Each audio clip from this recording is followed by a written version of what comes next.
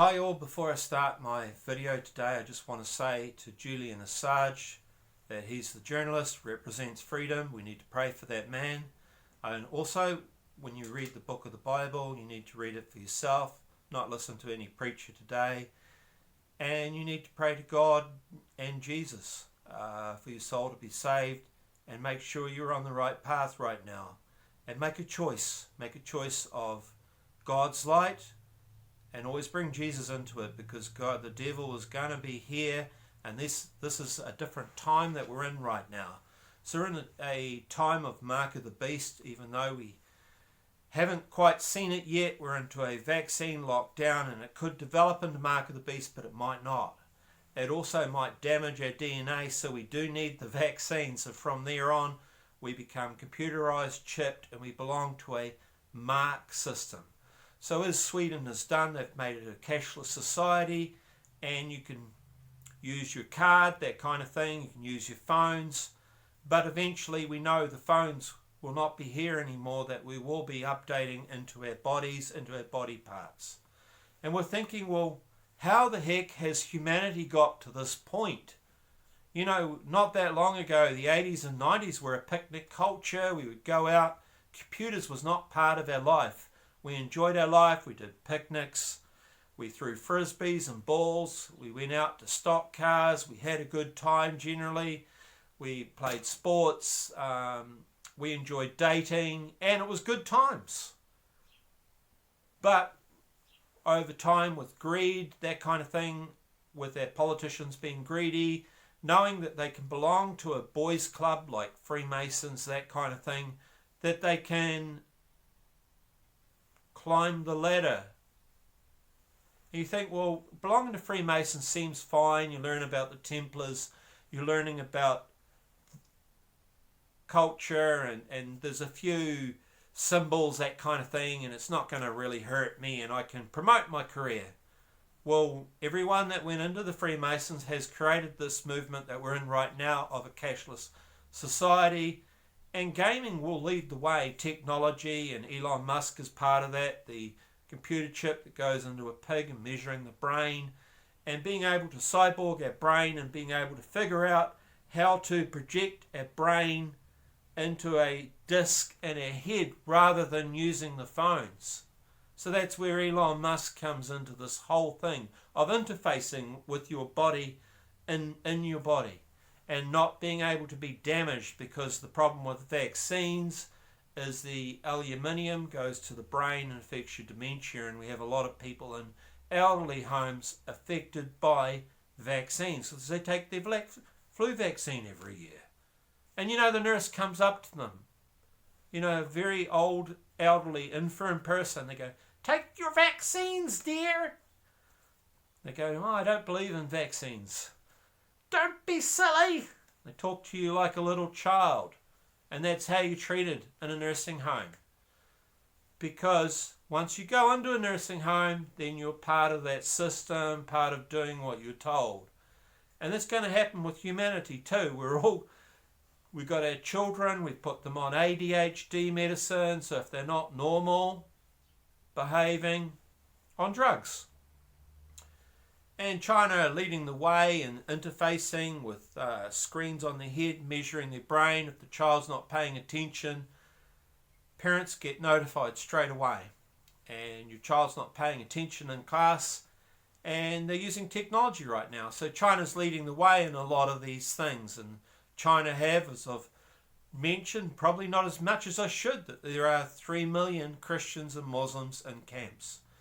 They call them education camps, and they did go into them, and there was a Muslim guy doing a Muslim dance, and he put a forced smile on his face with Chinese officials standing at the back watching, making sure that he didn't let anything slip. And he knew full well if he wants to get out of that place, he better put up a good show. And this is part of the problem of these re-education camps. China is doing a social credit system and leading the way in this facial recognition system. So right now they can do a cashless society with this facial recognition system, although it has problems. and buy, sell, that kind of thing with facial recognition is probably not that foolproof. And so it makes sense to put a chip on your body, on your hand or your forehead, like Mark of the Beast, where it affects buy, sell and trade, and is known by the 666. So on the barcodes, you'll see one major line on the barcode in the middle, on left and right another two, and they're saying that that is possibly 666. I don't know, but it's possibly it is, and it's computerized barcode. But you'll see two longer lines in the middle, two longer lines on each left and right. So that is meant to represent 666, and this thing has been barcoding and that kind of thing has been set up a long time ago. It was set up back in the 80s that I know of in New Zealand. It could have been set up even sooner than that. And so we've been setting the system up for a long period of time. We've been doing mergers of companies so that these corporations get bigger and bigger and bigger. Now they become evil corporations. So when you took over Iraq were complaining because they weren't, you said you were going to rebuild Iraq, but you didn't rebuild Iraq with their own companies. You wanted to bring these corporations, these evil corporations into Iraq, and you funded them. And so they took over and probably had McDonald's in there. We never had McDonald's. And probably it was a lot of fun at the beginning. And unfortunate thing is that Iraq companies disappeared. And I guess that's happened all over the world as these big corporations have taken over. And it's changed the way we do business. So they took over in banking. That's one thing they wanted to do. And the Arabs called this the Holy War, and it probably was the Holy War. They took out the Arab countries, took out the resistance, put these corporations in, put in the banking system, so they're all part of this global society. So we can go into and they were saying to Assad, we want to destroy you, but Assad had to do these things, had to comply and be part of the banking system and everything else. And if he did that, he wasn't going to be taken over because he was down to a small part of Syria and he had no real choice. So he had to be part of this world system right now. And so they've set up this whole banking system. The biggest resistance to it was going to be the Arabs, and they knew it. The radical Arabs. And that's why they were doing their war. George Bush called it New World Order. After 9/11, he said New World Order. And Obama in every speech says New World Order when he was doing it. One good thing about Trump, he's never ever said the word New World Order. He has definitely fast-tracked vaccines, and again, he's been part of the system. If he doesn't comply, like Assad in Syria, things will happen to his country. Like right now, they're doing Black Lives Matter riots, Antifa riots. They're calling Proud Boys who are resisting, who started up because of Antifa, and they were called the Coloured Boys, not Proud Boys, Coloured Boys, because of Antifa attacking the people that were going to Trump's rallies. And we are going towards a cyborg, so take out the mark of the beast, we're going towards a cyborg technology, and these people that are making these big salaries think they're going to escape this whole thing. They think they're going underground into these cities. We saw with Jesse Ventura that they have cities underground. That's where the rich expect to be. When something takes place, they said there's going to be something like a pandemic or something where they're going to go underground. But we have seen with Tom Hanks that kind of thing, that he's been underground, but it looked like he was also in an ankle bracelet. We've seen Ellen DeGeneres take time out.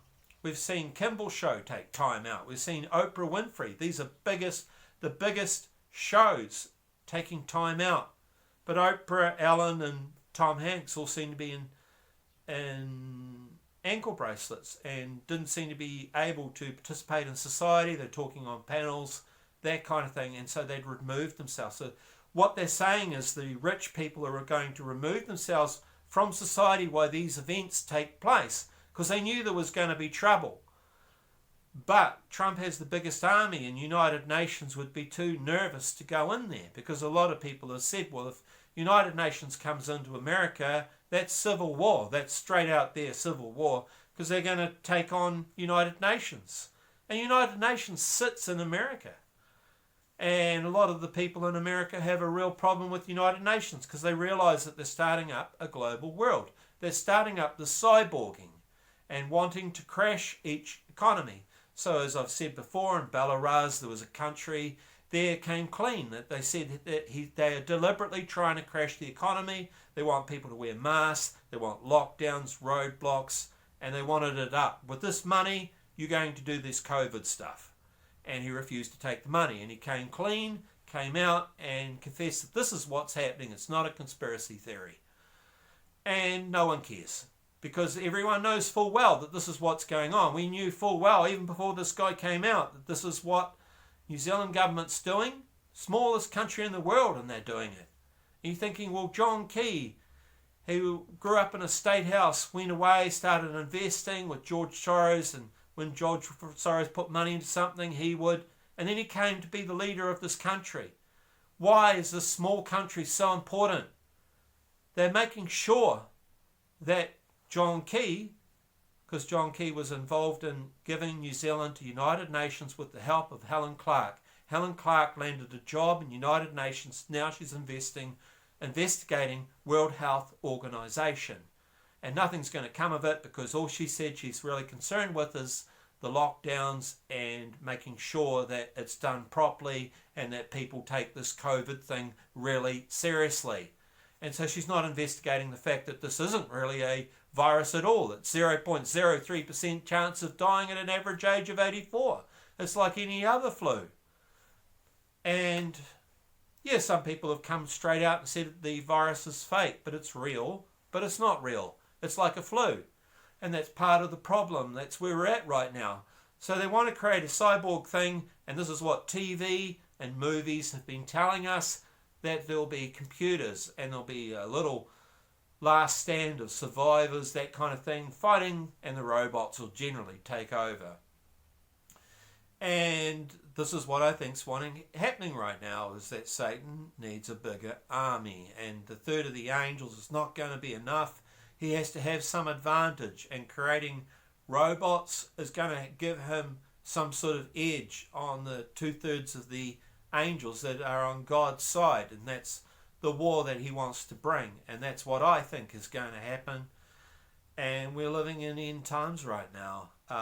We're living in the mark of the beast. We know with mark of the beast it's going to change things, and once you got rid of Christians, they talk about the war with the saints, and that's one other thing that God wants to do, is he wants to destroy God's chosen people and make them convert to Satanism and do these bad things. And you see that with Hollywood and what they've done. They've had, like the Donny Osmond show and how they were too good, and they used to sing and talk sweetly and slow and very cowboyish. And you had House on the Prairie, that TV series. These shows had to disappear. Hollywood had to get rid of these things. They had to make everything Satanism and get people towards an acceptance of this whole thing. And so when you're playing games right now, it's quite normal to have a demon or a serpent on your side, and I want to be a demon today, that kind of thing. I want to slay a demon. And so it's quite normal in gaming to be used to demons and spirits and that kind of thing. And so gaming will take us to the cyborg technology. People will be accepting. The devil will get here, it'll be very accepting. It's not going to be scary for a lot of these people because they're all in the games, they're in the movies right now, computerizing humans, creating AI robots everywhere. That is the future that these people are creating. And as Elon Musk said, the AI is getting scary, even though he's doing it himself. He has to be there for the bucks because everything else isn't working. I mean, he's doing this Tesla car in space. I mean, what did he say? It looks so fake it must be real.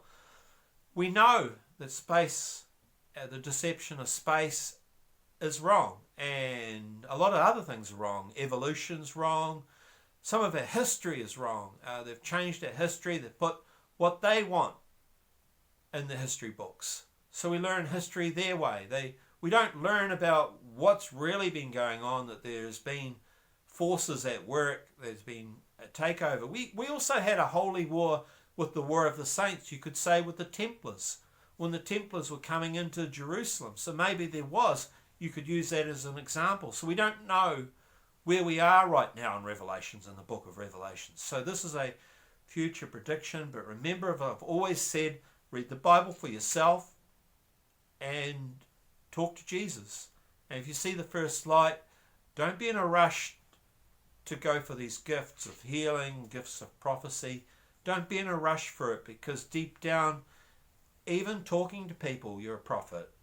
So you do have gifts. You just have to trust yourself more and believe in yourself a little bit more. But you have to remember that even me talking to you right now, that's a bit of God in everyone. So thank you all. God bless.